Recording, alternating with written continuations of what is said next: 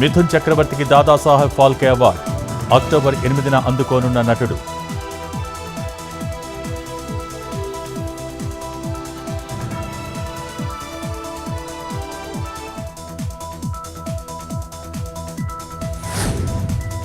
కాసేపట్లో తెలంగాణ డిఎస్సి 2024 ఫలితాలు. Results release చేయనున్న సీఎం రేవంత్. పరీక్షలు రాసిన 2,45,000 మంది అభ్యర్థులు.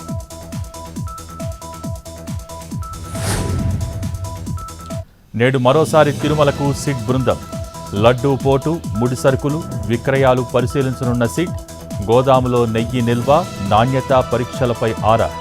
ల్యాబ్లో ఎలాంటి పరీక్షలు నిర్వహిస్తారు అన్నదానిపై పరిశీలన.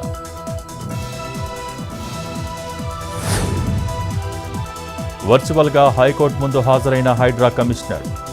అమీన్పూర్లో హాస్పిటల్ కూల్చివేతపై రంగనాథ్ వివరణ. కోర్టు పెండింగ్లో ఉన్న భవనాన్ని ఎలా కూలుస్తారని న్యాయస్థానం సీరియస్.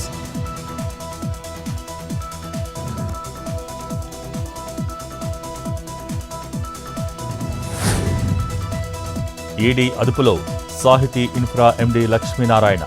రికార్డులు పరిశీలిస్తున్న అధికారులు. లావాదేవీల్లో అక్రమాలు జరిగినట్టు గుర్తింపు.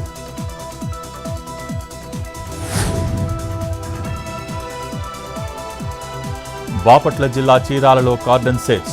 డీఎస్పీ జగదీష్ నాయక్ ఆధ్వర్యంలో తనిఖీలు. 30 లీటర్ల నాటుసారా, 2,000 లీటర్ల బెల్లం మూట ధ్వంసం. 30 బైకులు, 3 ఆటోలు స్వాధీనం.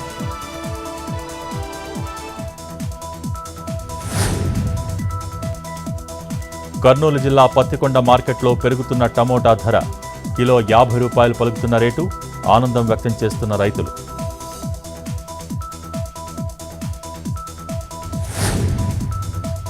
బెజవాడలో బందరు కాల్వ వద్ద కొనసాగుతున్న గాలింపు. స్క్రూ బ్రిడ్జి దగ్గర 2 పిల్లలతో దూకిన మహిళ. నిన్న చిన్నారి మృతదేహం వెలికితీత. తల్లితో పాటు మరో బిడ్డ కోసం సెర్చింగ్.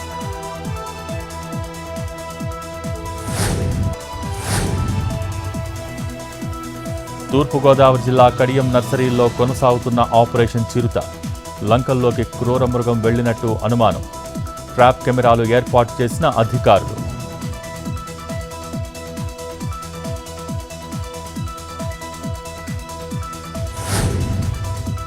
కేంద్రం కీలక నిర్ణయం. సీనియర్ సిటిజన్లకు ఆయుష్మాన్ భారత్ నమోదుపై రాష్ట్రాలకు ఆదేశాలు. పేర్ల నమోదు కోసం మొబైల్ యాప్, వెబ్ పోర్టల్. మిగతా ఆరోగ్య బీమా పథకాల లబ్ధిదారులకు వర్తింపు.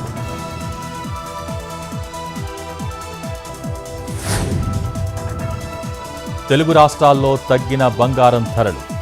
22 క్యారెట్ల 10 గ్రాముల పసిడి 70,800.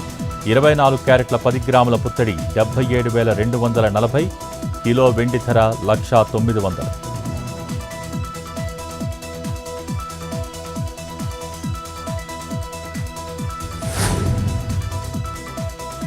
రేపు తిరుమల ఆలయంలో కోయిల్ ఆళ్వార్ తిరుమంజనం.